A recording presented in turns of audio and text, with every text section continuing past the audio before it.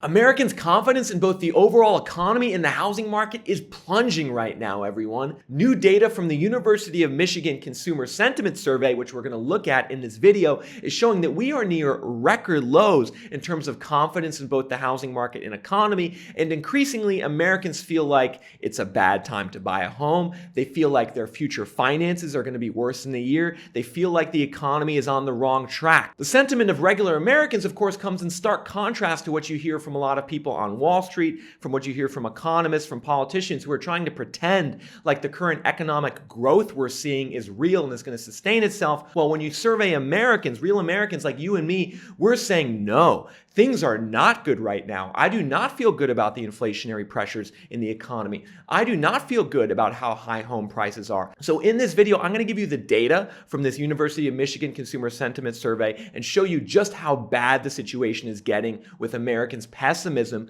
towards the housing market and economy. And then in addition, I'm going to show you actually all the historical data on this survey so you can see how predictive American sentiment is in terms of future changes in the economy. That's right, folks. When Americans become increasingly pessimistic towards the economy, we tend to have a recession shortly thereafter. I'm going to show you the historical data on that as well. If you're someone who's looking at buying a home, if you're someone who's trying to understand where the economy is going, this is going to be a great video for you to watch. Let's get into the data.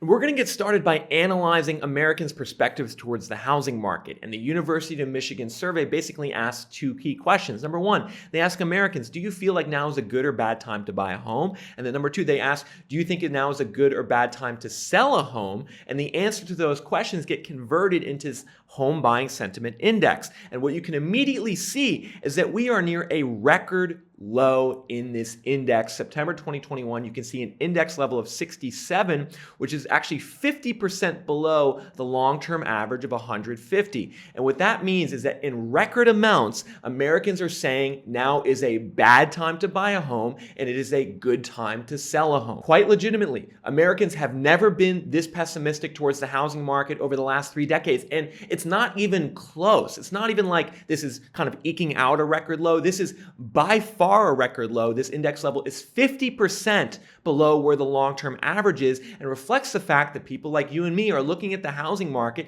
and saying, this is a bunch of crap. This is a bunch of BS.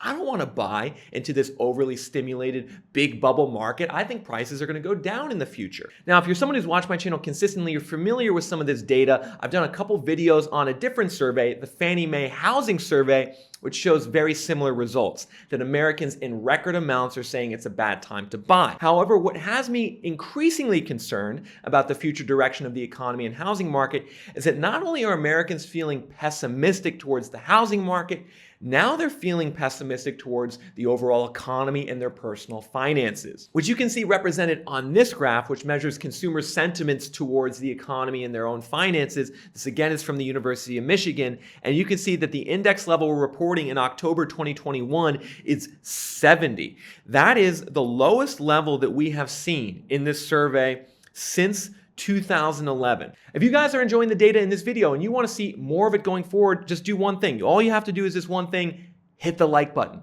When you do that, when you smash that like button, it gets this video out to more people, which in turn allows me to produce more of this content going forward. Also, make sure to leave a comment below. I want to hear what you think about the future direction of the US economy and housing market. Since 2011, when we were still in the middle of a big economic downturn and housing crash, Americans have similar perspectives towards their own finances and the economy today. And the way that the University of Michigan derives this index is they ask Americans questions like, is your financial situation today better than it was a year ago? They also ask, do you think your financial situation in the future is going to be better than today? And so basically what this declining sentiment is saying is a combination of Americans feel worse off now than they were before, and they also feel like the future is going to be worse than it is today. And so the fact that Americans are becoming increasingly pessimistic, the fact that we're seeing now a 10-year low in consumer sentiment is really interesting because it actually kind of pushes against the mainstream narrative that we see on the economy, on the housing market, on the financial system.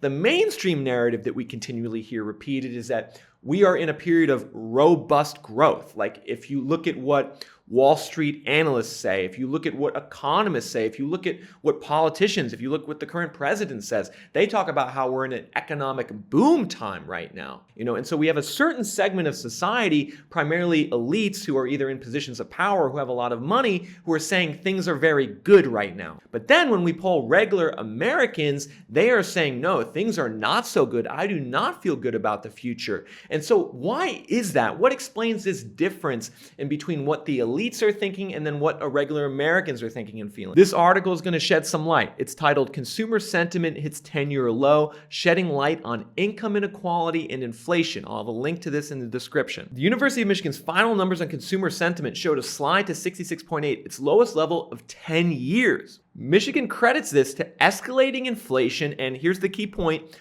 growing belief among consumers that no effective policies have been developed to reduce the damage from surging inflation. So that's interesting. Not only are we concerned about inflation, number one, we're concerned that leadership right now, whether it be the president or whether it be the Federal Reserve, they are not doing anything to fix it. Take a look at this quote from the same article. Jonathan Silver, founder and CEO of global insights and data firm Affinity Solutions, who measures consumer spending habits, he says, right now, it's the higher income groups driving spending, going out to restaurants, buying discretionary items. They've been carrying the economy, spending like no tomorrow. This explains why you can see lower consumer confidence, which is likely driven by lower income groups. And so I think this explains a lot of the confusion that people have about the economy right now, is that there's really a divergent experience depending on your situation. Over here on this side, we have wealthier people who work remote. Maybe they work in tech. They have big stock portfolios. Maybe they're an economist or a Wall Street analyst. These people are feeling great right now. They're like, the situation is really, really good. I saved all this money during the pandemic. My stock portfolio is booming. I'm spending money, the situation's good.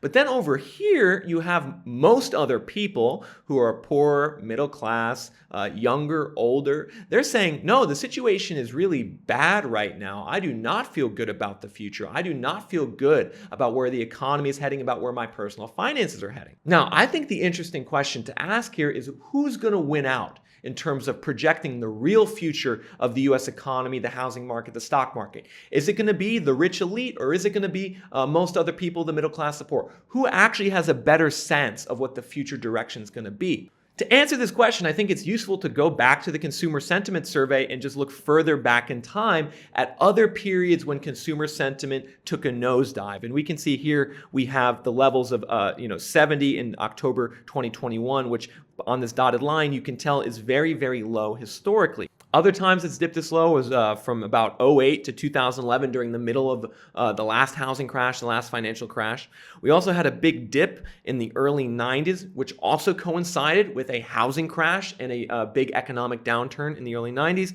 We also had a big dip basically from the late 70s through the early 80s. Now, if we overlay these dips with these white bars, which reflect recessionary periods in US history, you can actually see that this consumer sentiment index is a very good indicator of where the real economy is going. If we take a look back in 2007, this consumer sentiment started going down well before the National Bureau of Economic Research declared a recession. Same thing occurred in 2000. Consumer sentiment took a nosedive about 4 or 5 months before we officially had a recession. In 1990, you can see that we had, rather than like a steep drop in consumer sentiment before the recession, there was kind of a gradual drop. And then in the late 70s, we had a big decline before we had this double dip recession in the late 70s, early 80s. And so we can see that regular Americans actually have a pretty good intuition about where the future direction of the real economy is heading, perhaps much better than what the narrative being spun by kind of rich elites is. It's actually the regular American, the poor American, the middle class American, the young recent college graduate who's struggling,